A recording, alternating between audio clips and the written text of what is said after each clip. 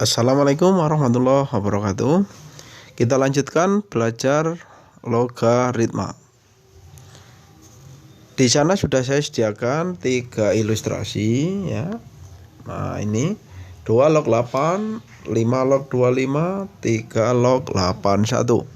Nah, untuk memahami bagaimana cara menentukan nilai dari log ya, kita lihat ilustrasi seperti ini ya.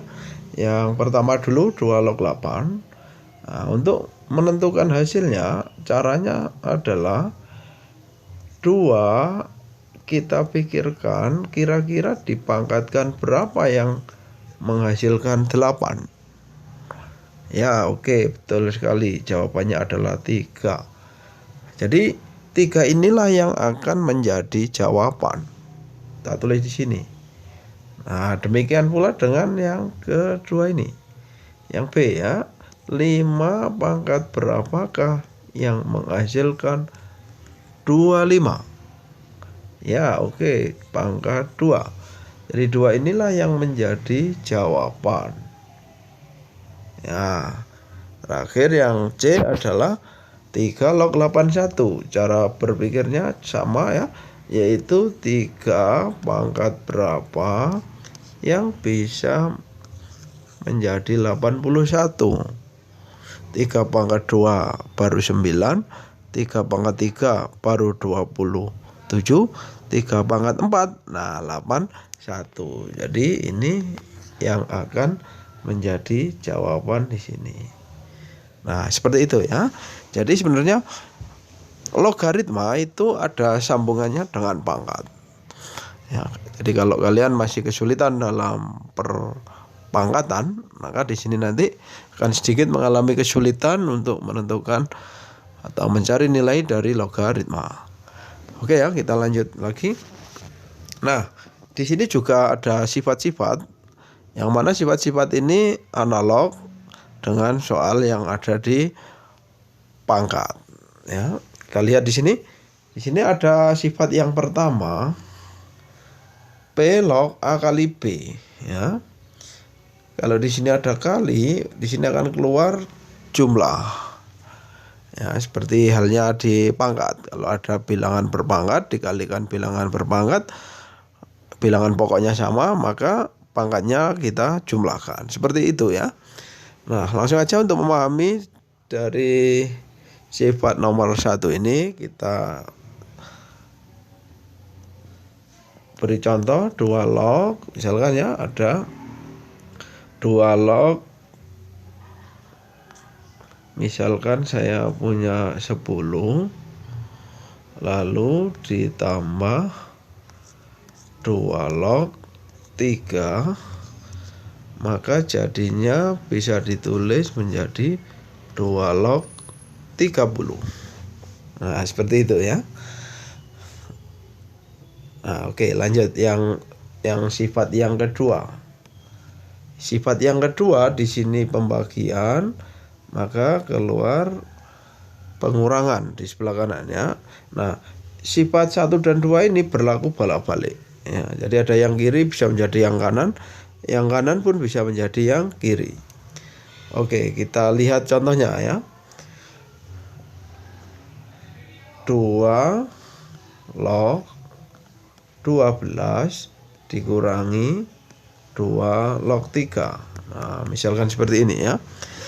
Jadi sesuai dengan sifat yang kedua, maka ini boleh saya ringkas menjadi 2 log 12 dibagi 3. Jadinya adalah 2 log 4. 2 log 4 itu jawabannya 2. Nah, seperti itu ya. Jadi contoh yang kedua ini memberikan hasil berupa bilangan real, yaitu langsung angka 2.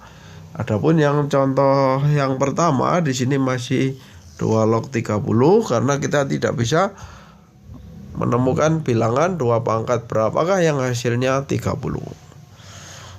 Jadi kita biarkan begini saja. Oke ya, sangat gampang sekali. Jadi nanti tinggal diingat-ingat sifatnya dan diingat-ingat pula cara menggunakannya. Kita lanjutkan sifat yang ketiga ya.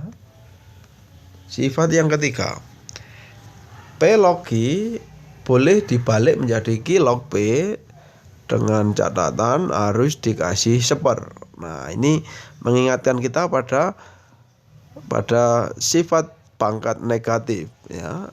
Kita contohkan di sini ya. Misalkan saya punya 8 log 2 ya, 8 log 2 ya. Kalau yang tadi 2 log 8. Nah, gampang cara mikirnya. 2 pangkat berapakah yang hasilnya 8? Nah, untuk yang kali ini 8 pangkat berapakah yang hasilnya 2? Tentu sulit ya untuk bisa mencari hasil dari 8 pangkat berapakah yang bisa menghasilkan 2 itu. Karena itu kita perlu sifat yang ketiga. Caranya langsung kita balik menjadi 2 log 8. Di sini kita kasih 1 per 2 log 8 hasilnya 3, sehingga hasil akhirnya adalah 1/3. Oke ya, sangat gampang sekali.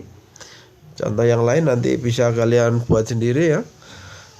Kita lanjut ke sifat yang keempat dan yang kelima.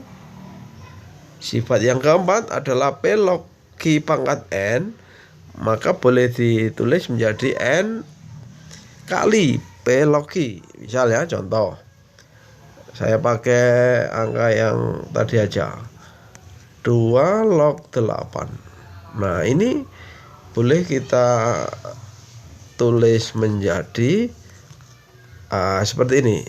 Jadi 8-nya saya tampilkan menjadi 2 pangkat 3. Selanjutnya 3 ini, nah ini harus tulis di depan ya, seperti N ini ya. Nah, lalu 2 log 2-nya kita tulis lagi. Nah, 2 pangkat berapakah yang hasilnya tetap 2? Jawabannya 1. Sehingga hasil akhirnya tetap 3. Nah, seperti ini. Nah, tentu karena 2 log 8 itu sangat gampang, maka kita tidak usah bertele-tele menggunakan langkah-langkah seperti ini. Ini hanya ilustrasi. Apabila di suatu ketika nanti ada angka yang mengharuskan kita untuk menggunakan sifat nomor 4, maka caranya seperti ini ya. Nah, sifat yang keempat ini sebenarnya dengan sifat yang kelima ini saling terkait ya. Bahkan sama ya. Kita lihat langsung contohnya ya.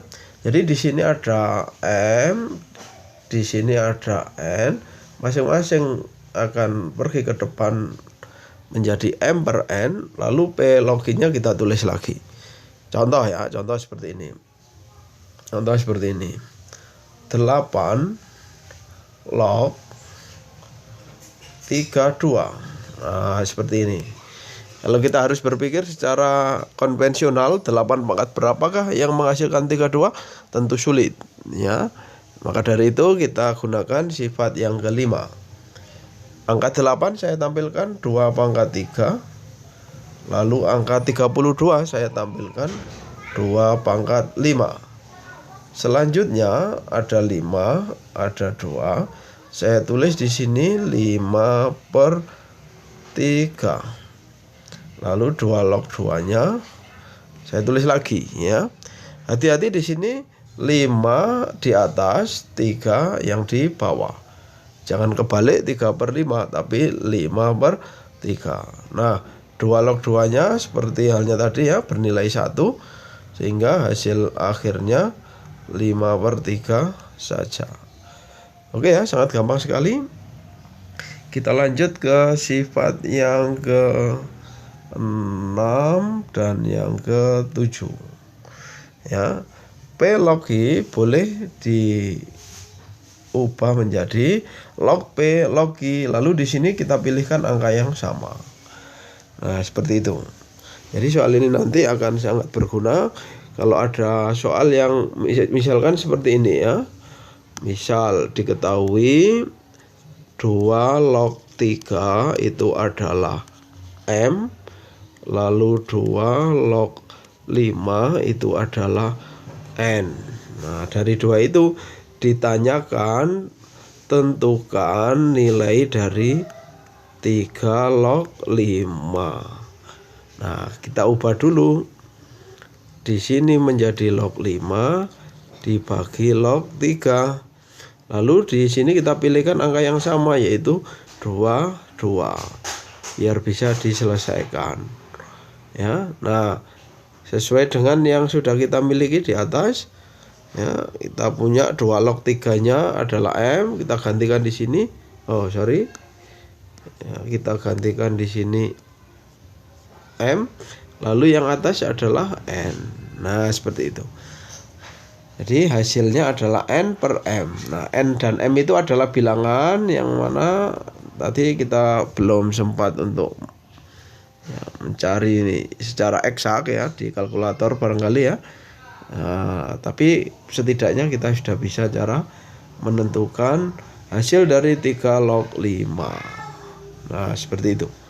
Ini adalah contoh yang sifat nomor 6. Sekarang sifat yang nomor 7, sifat yang terakhir tentunya ya. Jadi kalau ada P log Q disambung dengan Q log R, maka boleh disingkat atau dipendekkan menjadi P log R saja. Jadi Q sama Q-nya bisa kita buang ya, sehingga langsung dari P sini menjadi R sini. P log Q log R jadilah P log R. Nah, untuk memahami sifat yang ketujuh, kita coba lihat di sini.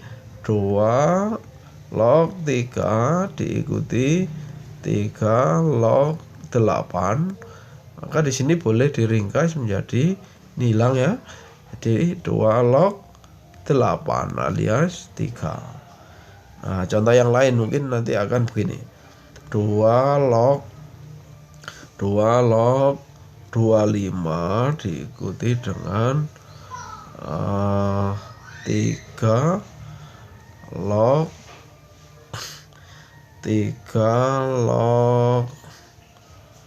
misalkan 8 di sini, lalu di sini lagi ada 5 log 9. Nah, seperti ini ya. Nah, sekarang kita rapikan dulu. 25-nya saya tulis menjadi 5 pangkat 2. Di sini 2 lognya saya tulis lagi. Lalu saya ikuti dengan yang ada 5-nya, berarti 5 log 9-nya saya tulis 3 pangkat 2. Lalu saya lanjut dengan 3 log 8-nya saya tulis 2 pangkat 3.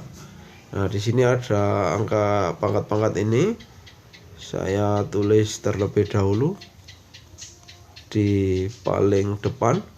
2 kali 2 kali 3. Nah, seperti itu. Lalu sekarang kita lihat 5 dengan 5 sudah nyambung, 3 dengan 3 sudah nyambung, sehingga kita boleh tuliskan dari awal hingga akhir ini ya, langsung 2 log 2 kali 2 kali 3 12 kali 1 hasilnya 12. Nah, seperti ini. Jadi itu adalah penggunaan atau contoh dari sifat yang ke-7. Oke ya. Untuk sifat-sifat yang lain bisa kalian buat latihan secara mandiri. Semoga kalian bisa mengikuti. Sekian belajar logaritma kali ini. Saya akhiri. Assalamualaikum warahmatullahi wabarakatuh.